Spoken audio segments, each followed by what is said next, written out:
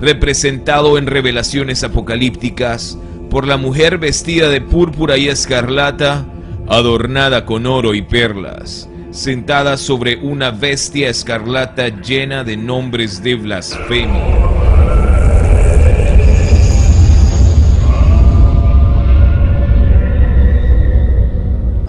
Reminiscencia del ritual de sacrificio del macho cabrío, bajo los misterios dionisíacos al disoluto dios del vino, de frenéticas orgías teatrales, que intentan crear un gobierno mundial absoluto, bajo las directrices y agendas del gobierno en la sombra, que descansa en los poderes del Vaticano, el Parlamento Europeo, el Fondo Monetario Internacional, el Banco Central Europeo, las Naciones Unidas, los bancos de las naciones más poderosas de Occidente, la nobleza negra europea y miembros de sociedades secretas. La creación de una nueva moneda única evoca la reconstrucción del Sacro Imperio Romano de Occidente durante el oscurantismo bajo Carlomagno, revestido y bendecido por la Iglesia Católica con la imperante idea de una sola moneda.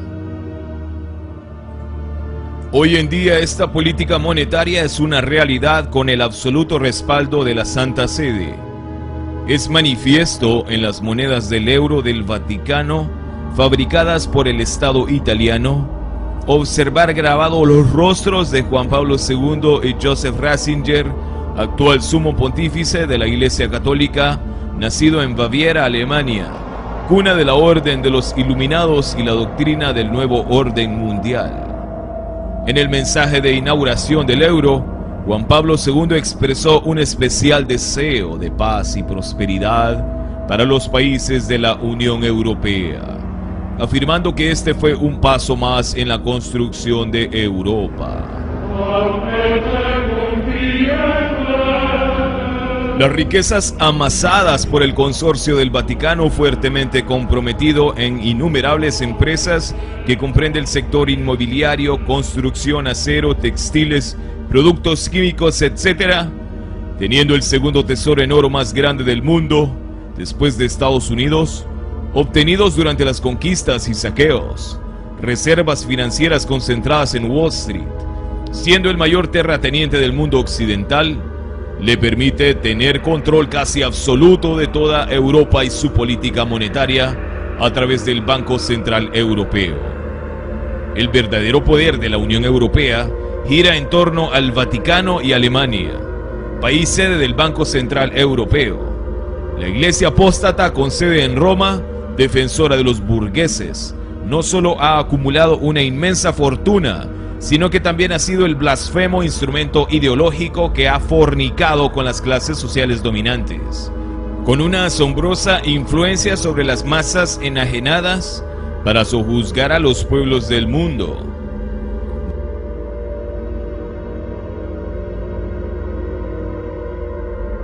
Haz la propaganda de la mortificación cristiana. El Opus Dei, la secta fundamentalista del catolicismo romano con sede en Nueva York, en complicidad con el cartel financiero mundial de los bancos más poderosos del mundo y Wall Street, han logrado situarse en control de la economía mundial, manejando gigantescos intereses económicos. El Instituto para las Obras de Religión, IOR, es decir, la institución financiera oficial del Vaticano, puede transferir fondos a cualquier parte del mundo sin límite de cantidad o distancia, garantizando la total opacidad de las transacciones. Entonces surge la pregunta: ¿podría acaso la Iglesia Católica, a través del Instituto para las Obras de Religión,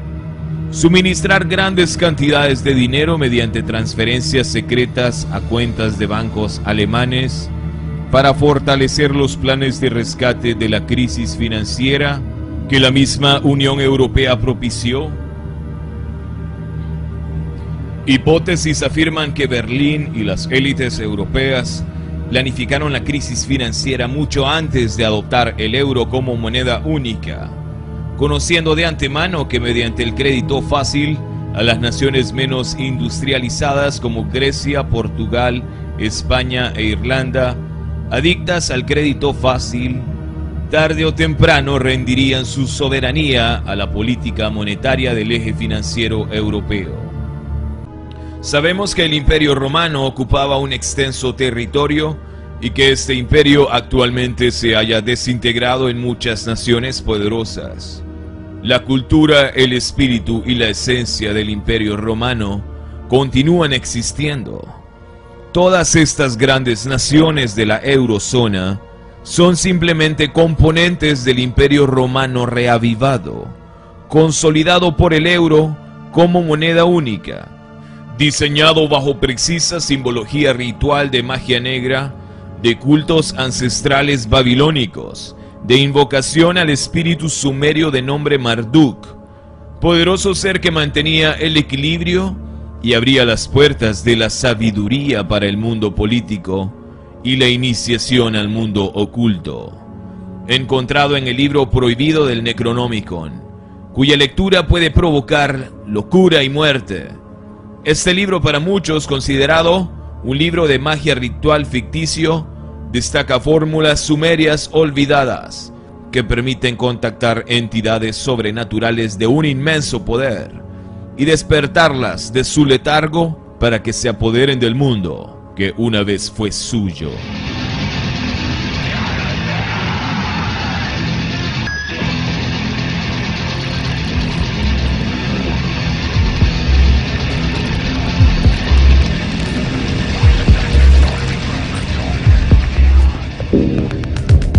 El simbolismo esotérico es evidente. El signo de los 50 nombres de Marduk, que corresponde al hechizo 39, tiene un sorprendente parecido a la marca acuñada en el euro. Los motivos principales de los billetes del euro son puertas y ventanas, que simbolizan el espíritu de apertura de la Unión Europea y subliminalmente la apertura al mundo oculto. Las dos líneas paralelas hacen referencia al equilibrio y estabilidad dentro del territorio de la zona euro, territorio afianzado por el Tratado de Roma en 1957 y en 2007 por el Tratado de Lisboa. Cada nación de la Unión Europea es representada por un pentagrama o estrella de 5 puntas, de la pagana simbología ocultista y esotérica utilizado en rituales de magia blanca y magia negra, que al invertirse representa el rostro de un macho cabrío, alusivo al espíritu de las tinieblas de nombre Baphomet, nombre de origen griego de la fusión de dos términos, cuyo significado aproximado es bautismo de la sabiduría. El culto de adoración a este demonio, designado portador de luz y sabiduría, se le atribuye a los caballeros de la Orden del Temple, a ritos masónicos y satánicos. El afiche publicitario de finales de los 80 de la Unión Europea, que lee del inglés Europa, muchas lenguas, una voz, muestra 12 estrellas alusivas a la aureola de la Inmaculada Concepción de la Virgen María, figura de mayor veneración en Europa, con miles de santuarios consagrados al culto babilónico de la Madre y el Hijo en toda la región europea, uniendo masonería y blasfemia. Nótese las estrellas de 5 puntas invertidas sobre la inacabada Torre de Babel. Al parecer, la conformación del Parlamento Europeo tiene el plan de superar la maldición de Babel del relato bíblico en Génesis capítulo 11. Por el diseño arquitectónico de la sede del Parlamento Europeo en Estrasburgo, Francia, a diferencia de la sede en Bruselas y Luxemburgo, fue construida inspirada en la inconclusa Torre de Babel, de la pintura de Peter Bruegel, localizada en el Museo de Historia del Arte de Viena. Los propios portavoces de la Unión Europea aclaran que la torre del Parlamento Europeo se ha construido así, con un fin muy específico. Cuando en una rueda de prensa un periodista preguntó por el diseño y el porqué de haber escogido un edificio que parecía inacabado, un portavoz de la Unión Europea contestó: porque estamos terminando la Torre de Babel que ellos no pudieron terminar. Por eso quisiera darles las gracias por la invitación, estabilidad y prosperidad, tanto a Europa como a Estados Unidos. En relación a la diferencia de idiomas, signo de la caída de Babel, la Unión Europea ha tomado medidas al respecto. El Parlamento Europeo buscó durante un tiempo traductores para las 20 combinaciones de interpretación que surgían con la ampliación a 10 nuevos países y 9 idiomas más. La Unión Europea siempre se ha enorgullecido de ser la única institución del mundo a la que todos los ciudadanos pueden dirigirse en su propia lengua. El funcionamiento de esta moderna Torre de Babel necesita un ejército de lingüistas y traductores, y sería imposible sin el avance tecnológico. La esperanza de que llegue el señor Sturdy a tiempo. La palabra entonces la vamos a dar por 2 minutos al señor Rogalski. La torre de la Eurobabel ha llamado la atención de estudiosos en ciencias esotéricas. El parecido que salta a primera vista invita a la especulación y al temor de los verdaderos fines de esta organización política. En Estrasburgo, Francia, también se ubica la tétrica y sombría Catedral de Notre Dame de Estrasburgo, imponente símbolo de arte gótico del Sacro Imperio, consagrada al culto católico de la Virgen María. Era de espiritual importancia reunir en una sola ciudad europea el poder político y religioso del Sacro Imperio Romano.